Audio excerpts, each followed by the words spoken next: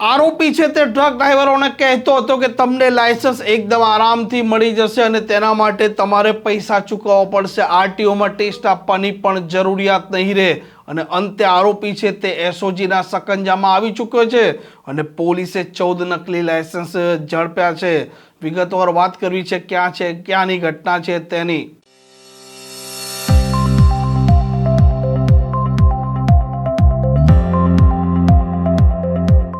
નમસ્કાર, આપ જોઈ રહ્યા છો હોટલાઇન ન્યૂઝ.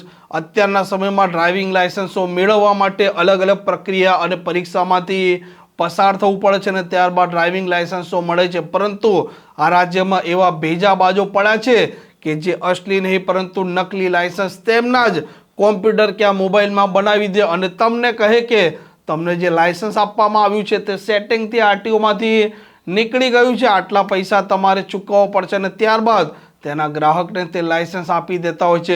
પશ્ચિમ કચ્છ એસઓજીએ આવું જ એક નકલી લાયસન્સ બનાવનાર આરોપી છે જેનું નામ છે પિન્ટુ, તેને ઝડપી લીધો છે અને ત્યાં રહેલી અલ્ટ્રાટેક કંપની છે તેના હેવી ટ્રક ડ્રાઈવરોને તે નકલી લાયસન્સ બનાવી આપતો હતો.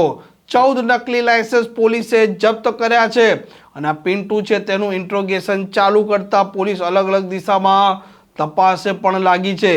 પોલીસે એમ પરિવહન પોર્ટલ અને આરટીઓ પાસેથી જ્યારે વિગતો મંગાવી ત્યારે તેમની આંખો છે તે ચોંકી ઉઠી હતી અને તે પોતે પણ વિચારતા થઈ ગયા હતા કે આરોપી છે તે કેવી રીતે લાયસન્સ બનાવતો હશે. આરોપી ઝડપાઈ ગયા બાદ ડીવાયએસપીનું નિવેદન સામે આવ્યું છે.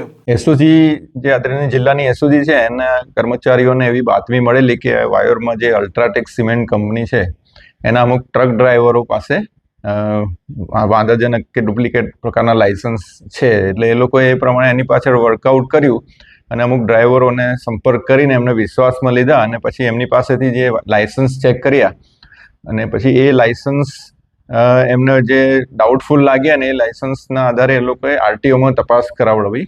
એમ પરિવહન ને બીજી સૌ પ્રાથમિક રીતે એમ પરિવહનમાં ને એ બધામાં ચેક કર્યા અને પછી આરટીઓ અધિકારીને પણ એમણે એમની પાસેથી માહિતી મંગાવી તો એ લાયસન્સ ખોટા હોવાનું જણાઈ આવેલું હતું.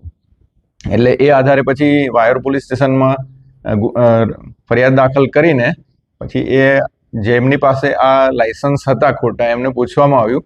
એટલે એમણે એક પિન્ટુ ઉર્ફે જીતેન્દ્ર નામના ઈસમનું નામ આપ્યું કે જે સોનગઢનો છે, એણે આ બનાવી આપેલા છે. એટલે પછી પિન્ટુ ઉર્ફે જીતેન્દ્રની ધરપકડ કરવામાં આવેલી છે અને હાલમાં એ રિમાન્ડ ઉપર છે. આરોપી પાસેથી કેટલા ડ્રાઇવિંગ લાયસન્સ ડુપ્લિકેટ મળ્યા છે અને કેટલા સમયથી આવા લાયસન્સ ટોટલ 14 ડુપ્લિકેટ લાયસન્સ મળેલા છે અને હાલમાં એ આરોપી રિમાન્ડ પર છે અને એની પૂછપરછ ચાલુ છે.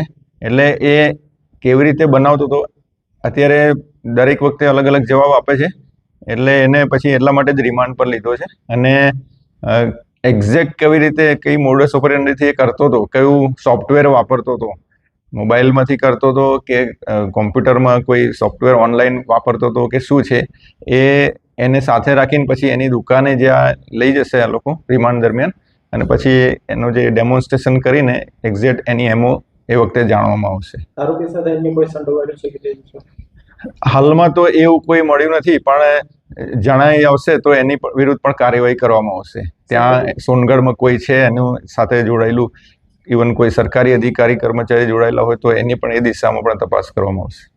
આ પિન્ટુ છે તેની પશ્ચિમ કચ્છ એસઓજીએ ધરપકડ કરી છે અને તેના સાથે કોઈ સરકારી અધિકારી સંડોવાયેલો છે કે નથી સંડોવાયેલો, કેટલા સમયથી તે આ કામ કરતો હતો, કેટલા પૈસા તે વસૂલતો હતો, તેમ અલગ અલગ દિશામાં પોલીસે તપાસ આદરી છે.